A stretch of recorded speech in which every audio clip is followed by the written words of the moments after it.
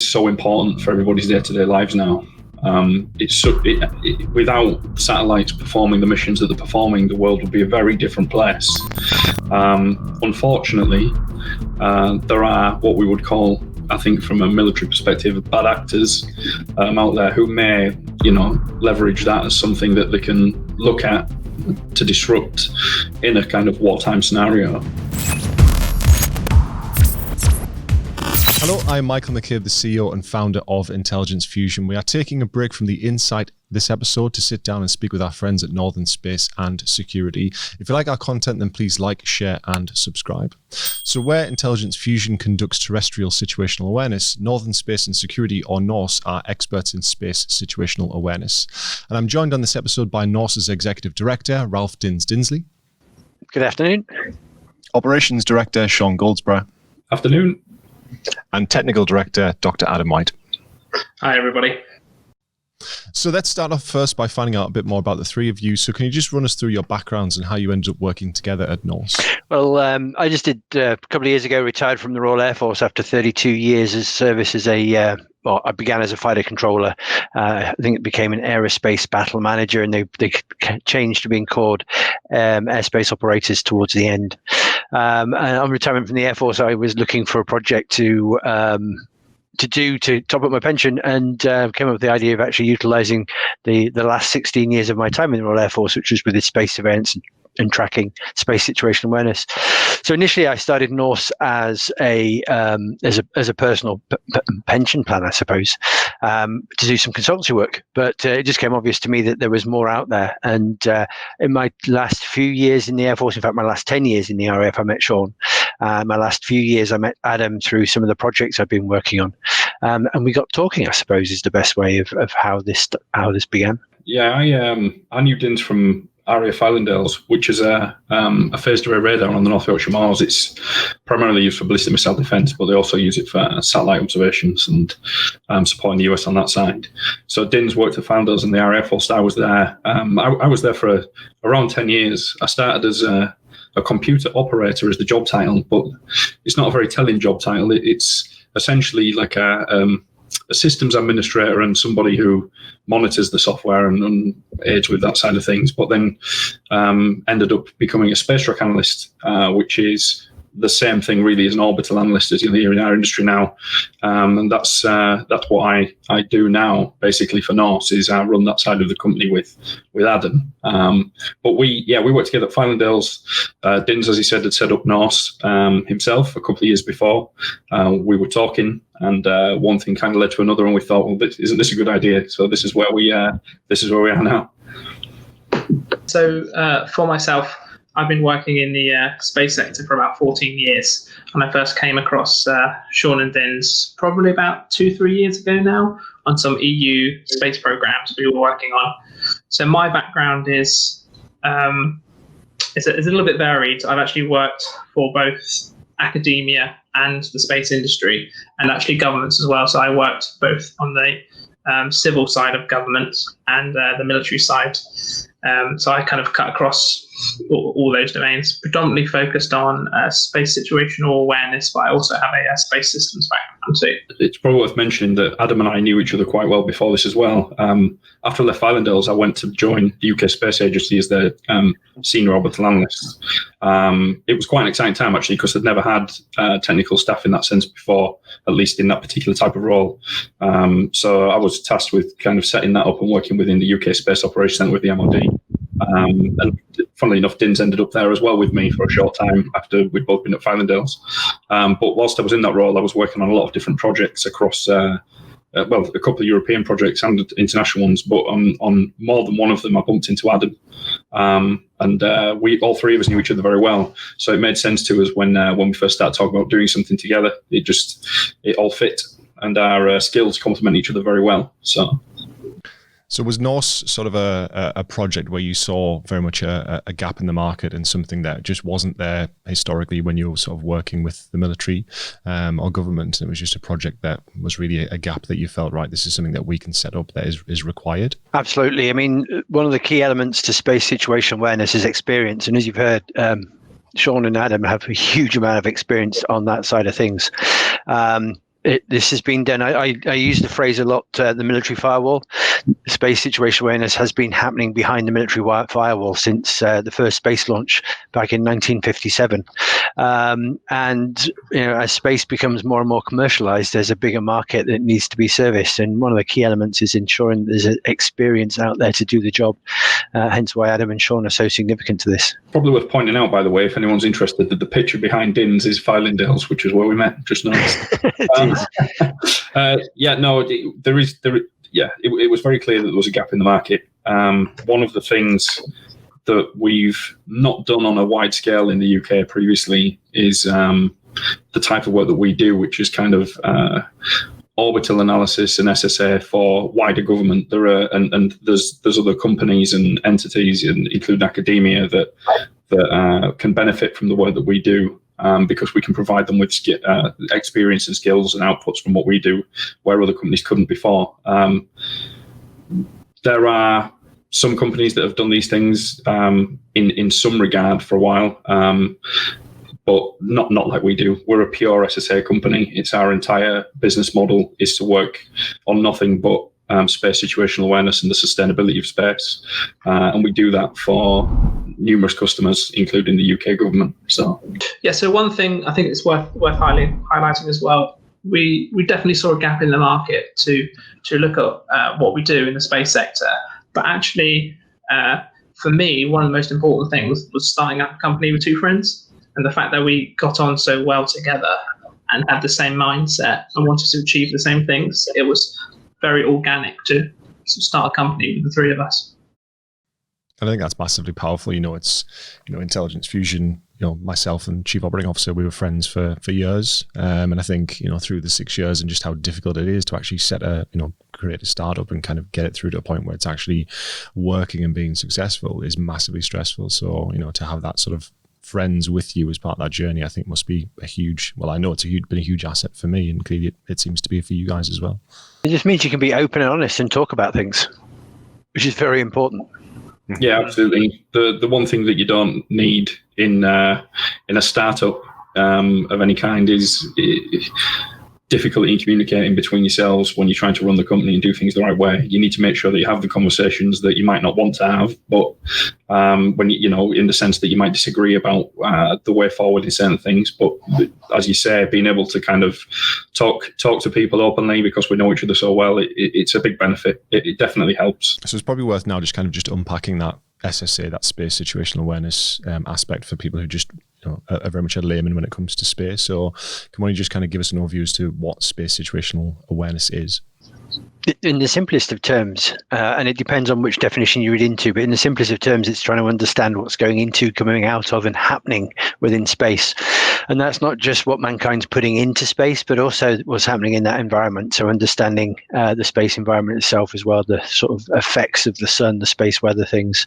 And it's one of these things, I think, which has led us in our journey to meet up with you guys and understand how you can support that as well because of your terrestrial understanding. SSA is something that people in our industry kind of say a lot. I'm not convinced everybody really understands that how much there is behind that term with regards to what it really means. There's so many different elements to it. It's understanding. It's not just as simple as understanding where an object is in orbit and what events are happening. It's all about why. It's understanding everything about the environment they're in, the way that different things impact on that, like the sun and other elements. It's just there's a lot to it, and truthfully, when you start digging right into it and you really start to try and expand your knowledge and experience across everything you need to know to be able to say that you're a company that's working within that environment of we're trying to be a pure SSA company that really aims to kind of help in the sustainability of space. You start to understand, once you start digging, just how vast the amount of knowledge is that you have to try and acquire. And I honestly don't think anybody will ever stop learning new things. I've been doing this job in some form my entire adult working life now, and I learn new things every day. So it's a really exciting type of job to be in, an industry to be in, because there's so much to understand and learn as you go. But yeah, it's this understanding of the environment as a whole, and everything that's going on, all the different pieces that are moving, everything that's happening at any one time, being able to actually know what's going on in that sense. And it's a huge task, but it's an exciting task. Yeah, I would sort of sum it up as essentially understanding what's going above your head. Depending on who you ask, you'll get a very different answer to what SSA is, because it means very different things to different people, and there's no universally agreed definition what space situational awareness specifically is. But I always sum it up with, it's about understanding where things are and where things are moving to, and the environment of what's going above our heads. And Dins, me and you met a few years ago at the Northeast Satellite Applications Catapult Conference, and I think it was very clear, immediately there were certain crossovers between what we do at Intelligence Fusion and what you guys do at Norse. We're kind of doing Earth situational awareness, where we're looking at the domains of land, sea, and air, looking at everything from criminality all the way up to conflict and terrorism, and the processes by which we actually gather that information. Using the intelligence cycle, using open sources to actually gather that information. You guys operate in a very similar way. You're just looking in a different direction. So there was clearly crossovers in terms of how your work and our work, and the potential to sort of fit them together in this sort of multi-domain awareness.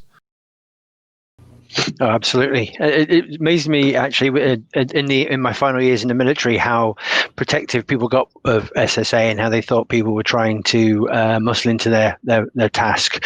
Worked with one organisation in the military that they had their own definition of SSA because they were an intelligence organisation, and they felt that the air operators were sort of trying to steal some ground in there. But I think people realise actually it's such a huge subject matter, as with terrestrial intelligence gathering, that nobody can own one piece. And in fact, if you're able to get more views, more lenses to look at something, you might come up with completely different opinions. So the crossover is phenomenal, and being able to work with you guys at Intelligence Fusion, where you can bring in that understanding of gathering data on terrestrial events, and then we're able to potentially link them with space events, is an exciting opportunity.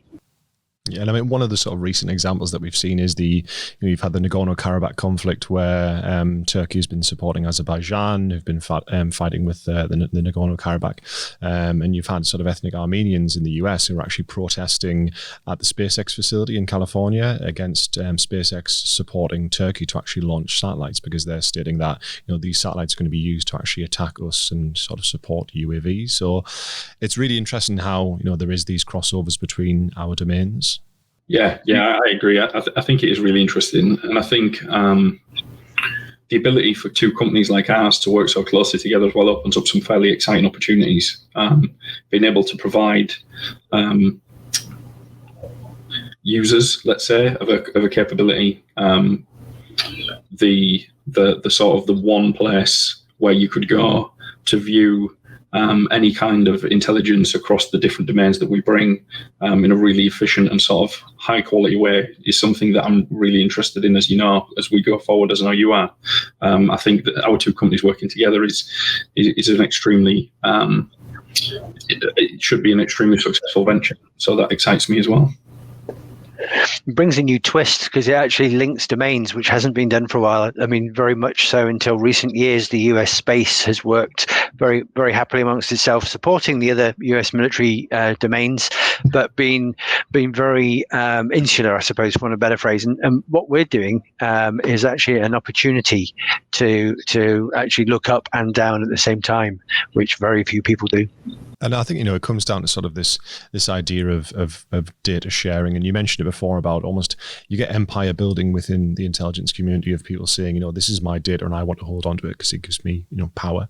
But you end up sort of missing the bigger picture, because this data is all siloed away, which I think is absolutely key of us sort of our land, sea and air domains crossing into your space domain as well. But who else do Norse partner with? We partner with a number of people, a number of organizations, both within the space domain and beyond. I was very lucky enough early on, in fact, even before I left the Royal Air Force, I bumped into a team called Exoanalytic Solutions, a company that describe themselves as a software company that do SSA in the USA.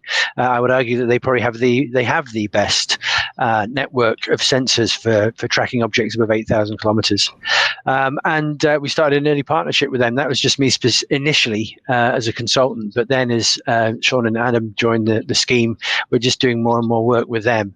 And that helps expand our experience looking up, but more importantly as well, provides them with a platform across this side of the pond and a broader customer base to support the great work that they do gathering data and objects in high Earth orbits.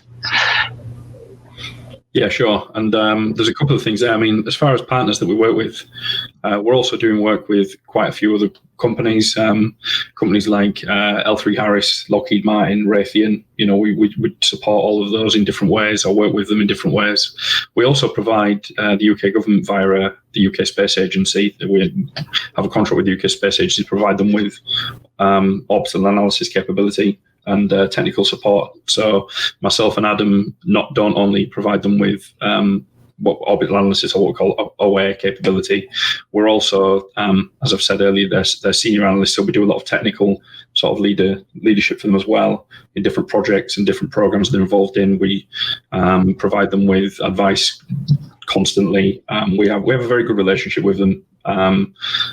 The other thing that you touched on there, Mike, which is really interesting, is we actually have the same problem in our industry that you do. It's just with a different sort of data. You have an issue where people silo data or intelligence or information on the incidents that you're interested in and that you're highlighting, whereas we have the same problem with observation data from satellites and things like that. If one of the big things that gets pushed all the time at all levels, as in commercial, government, everywhere, is that data sharing for us is kind of the one thing that people need more than anything right now to ensure that we know what's going on orbit, so we can get this big holy grail thing called real SSA, so we know what's happening and where everything is and what events are going on. And whether it's governments that don't want to share things or commercial companies that don't want to share things unless, as you would expect, they want to, but there's a cost. There's everything comes down to a bit of, this is mine. If you want it, then this is what you need to do while you're not having it. And unfortunately, the only way to kind of get away from that really at this stage is to actually invest a lot of money yourself and develop all the sensors and everything you need to track everything, to do what you need to do. And that is an extremely expensive venture, as you would imagine. It's not really viable for most, at least not to cover everything on orbit. So it's we have that problem in our industry too. The battle is trying to get all the agreements and the relationships that you need with people to add to the data that you bring yourself to try and get that picture. On top of that as well, I mean, I'll let Adam talk about our developing partnership with Kielder Observatory in a minute, but closer to home, we also have a very strong partnership with Northumbria University. So Professor Chris Newman is a professor of space law at Northumbria, and together we're sponsoring a PhD student, bringing a whole new twist or a whole new lens to space traffic management, and that is through the eyes of space law. And it's looking at the SSA technical issues of being able to support space traffic management through the legal side, so the allocation of fault if an event should occur in space, and how we could use our skills to gather evidence to support a case. So we have a thing called the Space Law Games, which is it's effectively a CSI forensics of an event in space that's bookended by a military-style war game at the beginning for developing the scenario, and then concluded with a moot court, which is effectively a legal war game at the other end. And in between, our poor PhD student is trying to do some CSI space event investigation to gather the evidence. Yeah, so just to add to that, as Sean and Din said, so we have partnered and have partnerships with organizations, different space companies, and we also partner with universities. So like Northumbria University, as Din's just mentioned, and we also have other partnerships, such as with the University of South Wales. And then, as Din's mentioned there, we also have a sort of emerging partnership with Kielder Observatory, which is an observatory based in just north of where we are in Northumberland. Din can come in and correct me if that's wrong, but I think it's Northumberland. Absolutely right. Okay, perfect. Just checking my geography is right.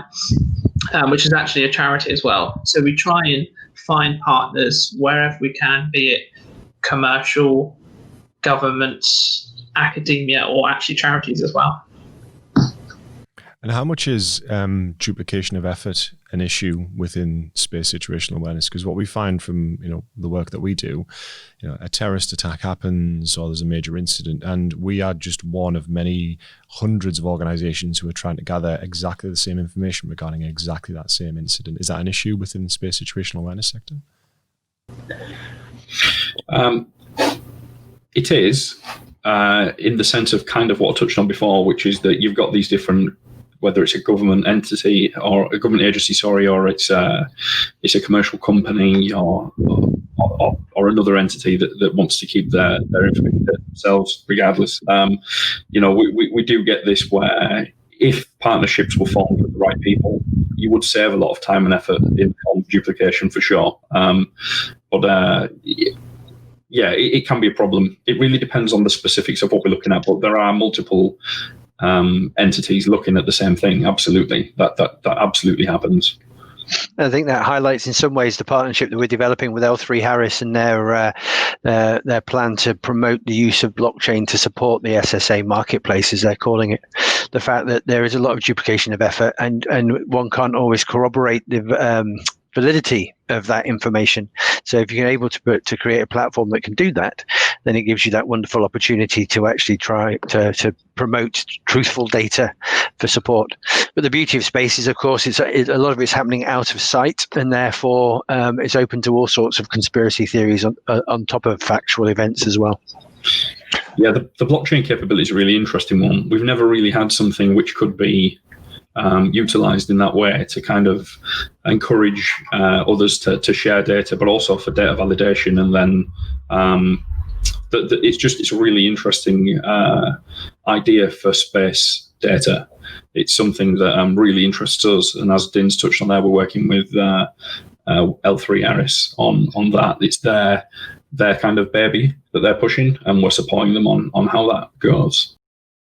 So you mentioned a word there, Dins, the conspiracy theory. Now that's a key one for us. And if I just take COVID-19 as an example, at the start of COVID-19, we had people who were attacking telecommunications towers, thinking that COVID-19 was linked to 5G. Now we're sort of getting towards the vaccine. You're getting people who are talking about population control and all sorts of conspiracy theories, and they really are a driver for our sector as to why people then go out and conduct demonstrations as well as attacks, as well as terrorism. These sorts of things. So how much does sort of conspiracy sort of feed into your realm? And I think back to probably one of our earliest conversations where I'm asking you, have you ever seen anything unidentified in space? Yeah, that's a good point. I mean, I even did a presentation at the Royal Aeronautical Society back in 2016. No, it was earlier than that, 2013. And I presented about filing dowels and how it's the most powerful tracking radar in Europe, if not further afield. And I gave a 45-minute presentation, and the very first question I got asked from the audience was, is there evidence of life out there in space? There's a lot of that going on. And of course, a lot of what happens up there happens out of mind. So you have to trust the data source. A lot of that information currently sits behind the military firewalls, and some they're willing to release, some they're not. So until it becomes a true global adventure, there's going to be an awful lot of conspiracy theories out there. Yeah. So from a professional perspective, conspiracy theories don't really enter our sort of radar, if you like, on a day-to-day basis. When we talk to the public, more forward-facing on outreach activities and whatnot, they do throw up a lot of interesting questions, like, is the Earth flat? Are there aliens? Did we really go to the moon? And I can kind of categorically say the Earth isn't flat. We did go to the moon, and I don't know if there are aliens or not.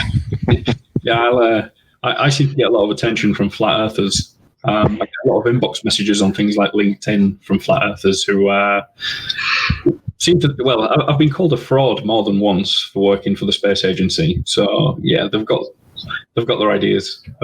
We've got ours. The Earth isn't flat. I'm sorry to disappoint anybody, but it isn't. I think was it 2 years ago, Sean? You and I were at an event in the US, in Denver. The same weekend, we were at an SSA conference. They actually had a Flat Earthers convention in the same town, but they wouldn't say where they were meeting. but they utilized GPS to geotag the location point that they were going to gather at before they went to their Flat Earth event. Yeah, that was impressive. It was. Yeah. No, we like, as Adam said, just to kind of reiterate, in our kind of day-to-day professional sort of way of working, we don't really, we're not really impacted by conspiracy theories, but we do get that, as he quite rightly said, when we do like outreach and stuff. I mean, that definitely happened. I think we've probably all been asked questions at or after conferences about this stuff when we've presented to, especially people that aren't involved in our industry generally. I did some stuff a few years ago with schools, and the major thing that I got asked is, you might imagine, with things like that. So it can be quite interesting. I find it quite fun sometimes to have those discussions, if I'm honest. But we don't get that day to day. I like how Bond movies help to perpetuate the discussion about Moonraker and stuff like that, battles in space. One thing, it isn't a conspiracy theory, but one thing that we do work with is trying to identify the cause of events on orbit and who could potentially be behind that cause. And that can lead to a lot of interesting discussion professionally about trying to identify how things have happened or why and where. And you do get a lot of kind of he said, she said, this agency didn't do this, but we can see that they did or didn't. And that's quite an interesting sort of professional twist on, not a conspiracy theory, but where you start to get into disagreements about how things happened or whether things did happen at all.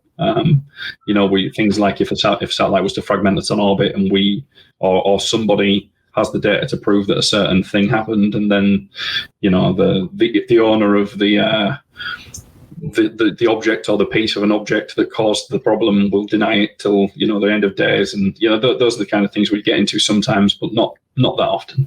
I was just going to say that's the beauty of the space law games. That's the CSI piece they're trying to unravel, and whether or not we have the technology to truly sort of be able to apportion blame to an event in space on an individual or a company or a country or whatever.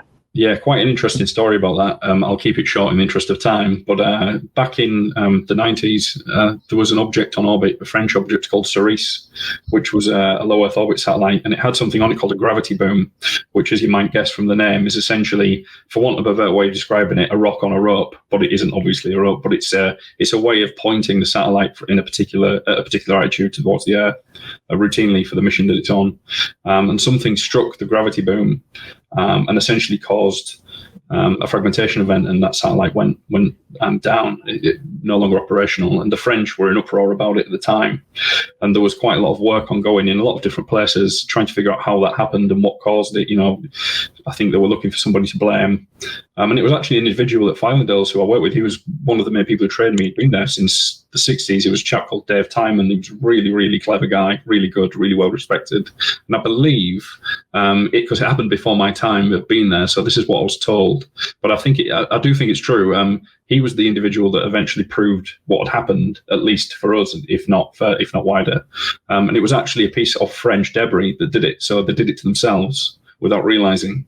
And they went very quiet after that, unsurprisingly. But that was quite a big event on orbit, because it was really one of the first kind of fragmentation events that caused agencies and other entities start looking at collision avoidance and things like that, at least as a result of debris. So that's quite an interesting one. It was that event that created the French Space Agency orbital analyst cell that they have that do conjunction analysis all the time. So in one of our earliest conversations, Dins, you kind of told me about, we've sort of mentioned fragmentation and debris, this potential for a Kessler syndrome event. Can you sort of explain what Kessler syndrome is and what impact it could have on the Earth? Yeah, so I think it was in the 70s. It was a theory that was promoted by, I'm trying to think of the guy's first name, but Kessler was an individual in the US who worked out it's effectively a domino event.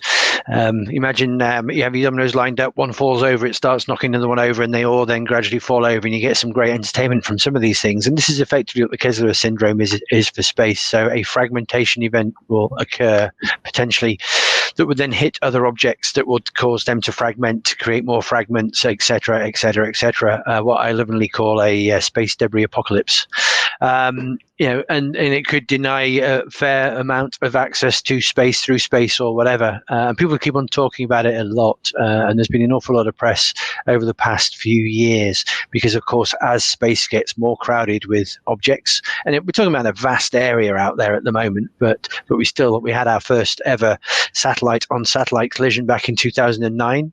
And there have been smaller fragmentation events since. The worry is that there could be an event that will tip us over the scale and create the Kessler effect, where all of a sudden, one satellite after another will fragment and take more satellites out. Hopefully that will never happen, and hopefully our mission for space sustainability will help support us to stay away from that sort of inevitability. The likelihood is very, very slim, but of course the consequences are catastrophic. Yeah, the guy's name was Donald Kessler, I think. He was a NASA scientist, but I think it's kind of what Gravity was based on, right? The film, like, something fragments, and then those fragments impact on other object, and that fragments, and etc. As Din said. Sorry, Adam, you were going to say something there. I think it's worth bringing up as well when people talk about the Kessler syndrome or domino effect, or collision cascading. It's a hypothetical scenario which could happen under the complete right circumstances. It's not something that's going to happen tomorrow, and it's not something that people think will happen overnight. It's a potential scenario which could happen over hundreds, if not thousands of years. I don't want people to worry and wake up tomorrow that everything in space is unusable because there's been thousands and thousands of collisions. It doesn't work like that. So people can often misconstrue it as something that is A, likely to happen, which is definitely not, and B, something that will happen very quickly, which again, it's very unlikely to. There's been a lot of effectively space debris modeling scenarios looking at this.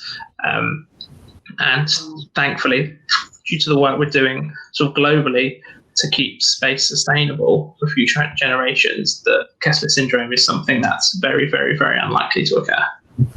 It's one of those things that actually causes us a lot of heartburn insofar as the more and more people talk about the inevitability of the Kessler event or the debris apocalypse, but the more it doesn't happen, the less people are going to focus on what we're doing, and therefore there's less likely to fund it, which is not a good thing. So we've got to keep an eye on it. So I suppose you could say we're sort of like the risk managers for sustainable space. And I guess one of the main threats for that risk to increase would be, is space the next frontier for war? And I'm thinking of the US here creating Space Force. What's your thoughts on the direction of man's interaction with space and how things are going to change moving forward?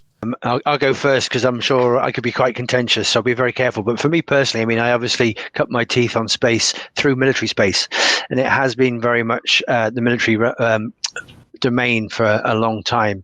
But with more and more commercial space occurring, there needs to be that baton, in my view, needs to be handed over. I must admit, the constant discussion of the inevitability of warfare in space does annoy me, because surely mankind can sit down and talk about the inevitability of peace in space. And it depends on the focus of the mind that's actually leading it at the time, I suppose, and who's looking for funding for what, etc. So, for me, very much, I would rather not see anything anywhere near an inevitability of warfare in space. Yes, it needs to be secured, which I think is a different spectrum. And I would say a lot of things people talk about when it comes from space warfare at the moment actually is terrestrial warfare that's supported by space being that enabler for warfare on the ground. So the longer we can keep peace up in space, the more it supports both humanity and where required, security. Yeah, I think the only thing that I'd add to that really is, it's space is so important for everybody's day-to-day lives now. Without satellites performing the missions that they're performing, the world would be a very different place. Unfortunately, there are what we would call, I think, from a military perspective, bad actors out there who may, leverage that as something that they can look at to disrupt in a kind of wartime scenario. But I do agree with what Dins is saying. I think, you have to just kind of hope that doesn't become something that kind of spirals. But there are, I think, it's not out of the realms of possibility that countries can use their assets on orbit to interact and damage, destroy other assets on orbit. That could potentially happen. We do work with the UK MOD on this side of things, in the sense of, we provide that orbit analysis aspect of this, which is obviously very interesting. But right now, it's I don't think it's something that we need to worry about happening today. But there's potential for that kind of thing in the future. Absolutely, there's capabilities to do that sort of thing, I believe, coming. Yeah, that's right. Particularly over the last decade, in particular, the use of space has grown dramatically, and our capability, which we can get from space, has grown dramatically, both in what you can do in orbit, and also just the number of objects in orbit has grown again. So we're really, in my view, at a bit of an action point where space has become, as Sean rightly says, vital for our day-to-day lives in so many different ways, some of which the general public doesn't necessarily comprehend so much. The fact that space is now more accessible, the price of launching rockets and having satellites and payloads in space now dropped dramatically, that it's reached a price point that almost anyone with a small amount of money in their back pocket can launch something. That then opens the doors for, as you say, nefarious actors with not a huge amount of money to potentially disrupt space operations for us all. That leads on to something else that's quite an important point to make as well, which is, and again, we support the UK Space Agency on this type of work. Satellite operators, as Adam says, it's very easy now for somebody to decide that they want to put a satellite on orbit. It's not going to cost the tens of millions or whatever it might have done not that many years ago. You can launch a satellite for very little these days in comparison. So that opens the door to organisations, not so much in the UK because it's well governed, I think, at this point, but certainly globally in places, to launch satellites without any real understanding of kind of what they're getting into, what the dangers are, even to the point, I think, to be really transparent, how to operate the satellite in the first place. Like, I mean, this is a genuine kind of risk in some places, and having to control that is an issue in itself. If you want to license with the UK, for example, with the UK Space Agency, they now have quite a rigorous license process, and you have to prove that you can do a lot of things that you should have to prove you can do. And if you can't, they won't license you, and that's how it should be. The UK are very good for that now, but there are nations out there that kind of don't control things in the same way. That's a big risk. That's a big risk from numerous different ways of looking at it.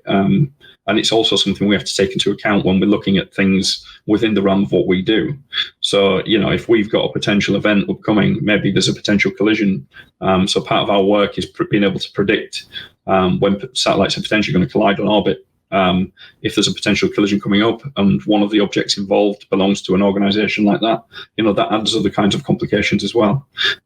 So it's quite an interesting but also complex thing that we deal with, and having the ability, or other companies and other people have the ability to put satellites up who don't necessarily have the experience and the kind of the understanding of what they need to do to operate safely. That's a problem for us. And I guess that's a key part of what NORSE is here for. Your part of your agenda is to really push this sustainability of space aspect. So I guess my final question is, what does the future hold for NORSE? It's an interesting question. It's a sustainable future. I'm expecting more than anything else. There is so much that's going on at the moment to do with space. I mean, space as a sector is recognized as one of the the big drivers of an economy, of any national economy. So therefore, there's always going to be an interest in what we do in space. And with UK space launch driving forward quite rapidly, amongst other things, there's a huge market there to support it. But obviously, the more objects we put in space, the more we need to understand about the safety of those objects and the security of space. And that just becomes exactly where we sit. And more importantly, a lot of people think you can come into the job, I suppose, without any experience or understanding. But what we're establishing is a very firm hold on the experience side of things. It takes more than 10 years to get the experience that Sean has got and Adam have got as analysts in this realm. We as a company have started an apprenticeship to start developing that from a young age. So it's in my view, it's only going to get busier. Yeah, and I think for Norse as a company, it's quite an exciting time. I do feel like we sort of formed at the right point. We've been quite lucky there. We've also, things are going in the right way. Only just over a year ago, there was basically just the three of us, and now we've got close to 15 staff. We've got the contract still with the UK Space Agency, which hopefully will be a very long-term endeavour, where we provide the orbital analysis and more senior technical support to them. We've got offices in Harwell. We've got one in Durham with yourselves. We've got staff there with you, analysts there. The teams are growing quickly. We've got strong relationships, which are only getting better with companies like the ones we've mentioned. Also companies like CGI, who are a big software development company. We've got a lot of good relationships that are growing all the time. We've been very fortunate through things like COVID in our industry. We've been very lucky in that COVID hasn't impacted us quite like how it has with some others. So we've come through that quite well, which I'm very grateful for, obviously. So things are going very well for us. Hopefully it will continue that way. Working with yourselves, as I mentioned earlier, is obviously a big thing for us as well. It's very exciting. And we're just at the embryonic state of that, which is a term I use a lot, which a lot of our staff wish I didn't, because they find it extremely funny how often I say it. So I'm going to use it now. But it's all very exciting for us. And it's I think it's looking very promising. Yeah, and from my perspective, I think the future holds sustainable growth.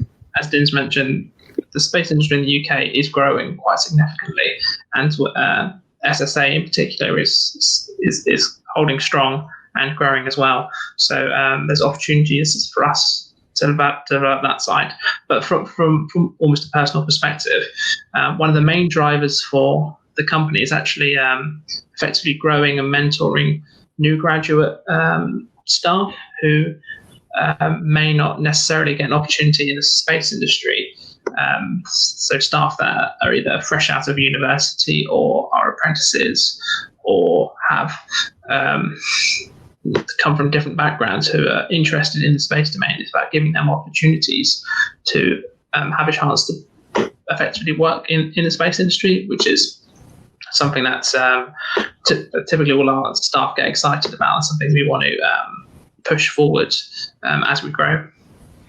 Yeah, I'll second that. It was a big thing of ours when we formed, kind of been really trying to work in that sense, in bringing in sort of new, exciting talent. The staff that we've brought in are extremely good.